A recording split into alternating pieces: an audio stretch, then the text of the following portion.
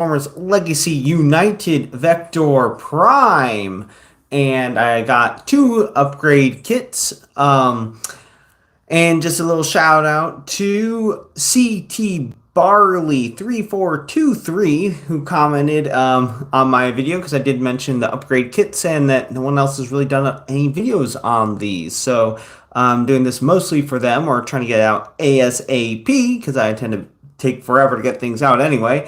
But it is two different upgrade kits split amongst these three guys. It is YYW TAC 47 Legacy United Vector Prime Upgrade Kit Leg.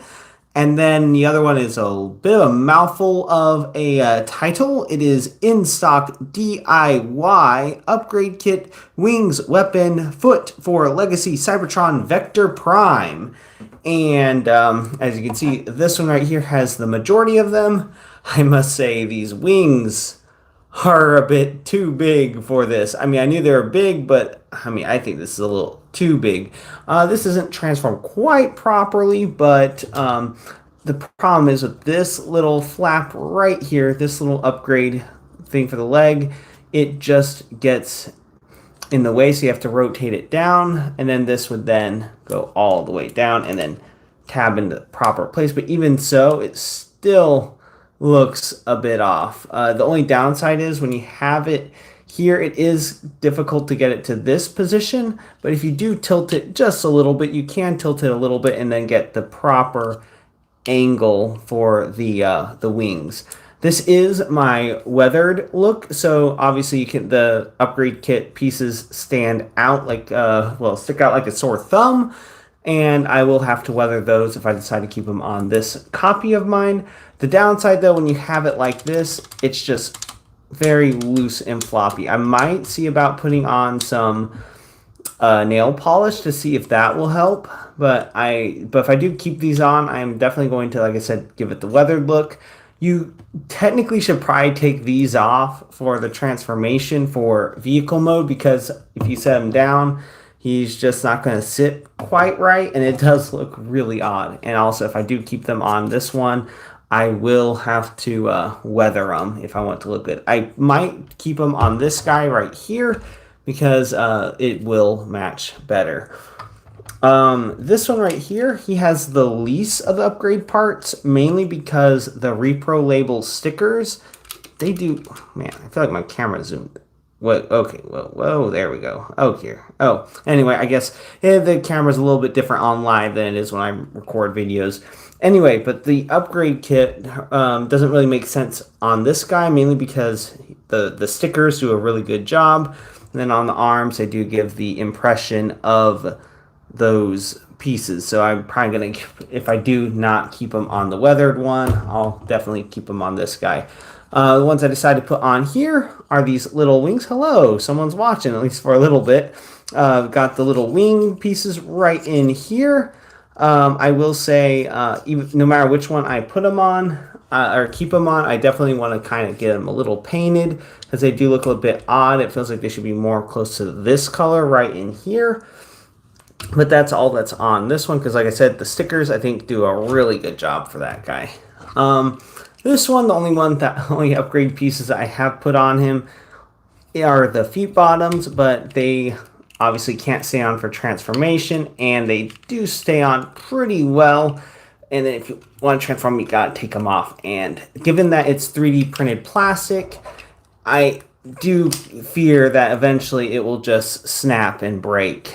That is definitely one of my fears. And then that might break in there, and then it won't be able to really remove it. I will say one thing, I did sing my praises to this mold, this figure, when I first got him.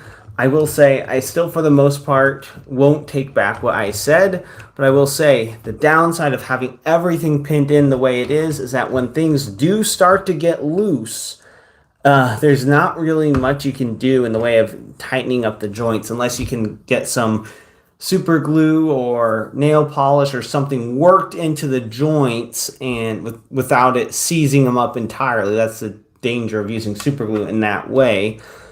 But I will say I do really like the way for the most part, like the way that it looks on this one. The downside is, like I said, with 3D printed stuff, it breaks.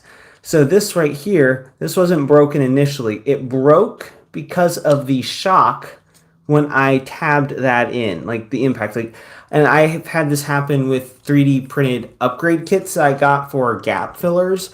Do believe it was the Tiger Hawk that it happened, but it's just even clipping it off of the tree was enough to shock it and shatter it. It's just, they're very brittle, so that is one of the downsides. So I am going to have to glue that in place, but I will admit that those feet do look really cool. It looks even better in robot mode.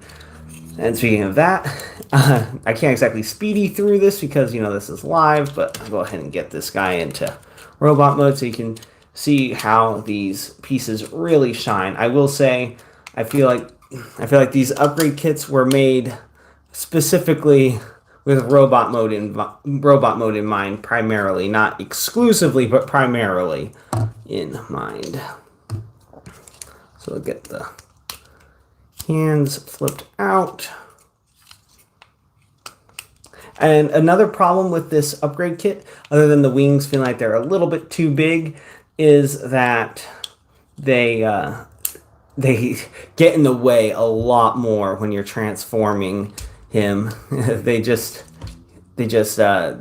popped off a couple times when I did it. I will admit it is pretty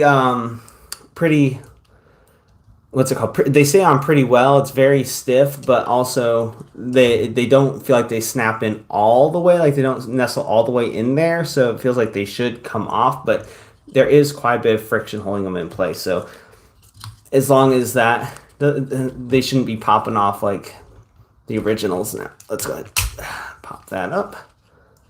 And then this is what I'm afraid of. I'm just afraid that these feet are going to break, which is why I'm not getting rid of the original feet that came with him. I'm just putting them aside with my accessories so that if these feet end up breaking, I'll have feet to put back on him. And as you can see, because it broke, I kind of have to, it just tends to fall out. Okay, now let's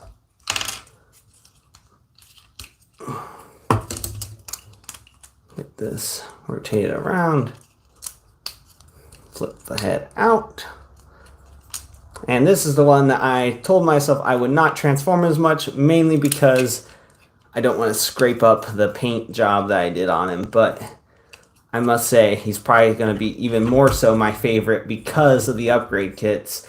Although, as you can see, like I said, brittle, so you have to be careful with this. Like I said, it's probably inevitable that was going to happen. I'm just going to have to glue it in and just hope that it doesn't break again. And if it does, well, I can always just glue it back on again until it just doesn't stay anymore. And then flip this up, rotate this down.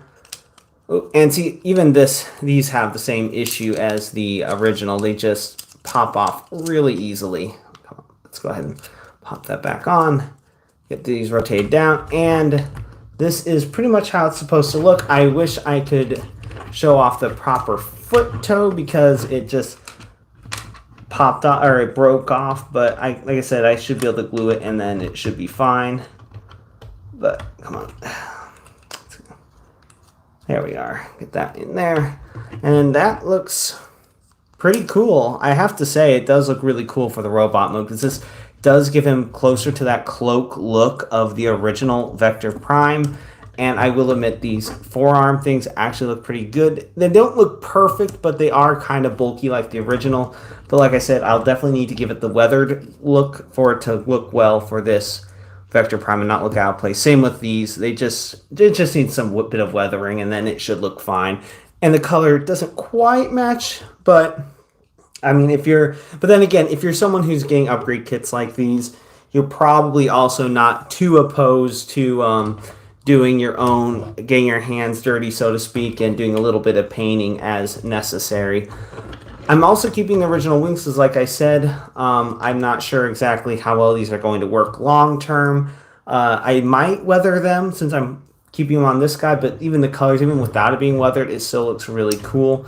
And one thing you can do, assuming it doesn't pop off is open them up for robot mode, and you can give him more of a full cloak kind of look. Assuming you can get, like I said, get these to stay on properly, but you can kind of get them lined up, and then it looks, oh, come on. See, it doesn't want to stay on. That's the problem, is that it's so big, and then it doesn't want to quite clip on right. Just like the normal ones. It's not, I don't think it's necessarily the upgrade kit's problem, but I feel like they might have been able to do something a little bit better about that. But there it is, and it actually looks like a full-on cape for the most part. I do think that looks really cool. I mean, obviously, it's not accurate to the original Cybertron cartoon because he, what was it? Obviously had the front of the ship folding back, and that was most of his cloak. But obviously, Legacy United's a little bit of a different version of him, so I mean, I will cut slack where I feel it's necessary. This is their Riesling.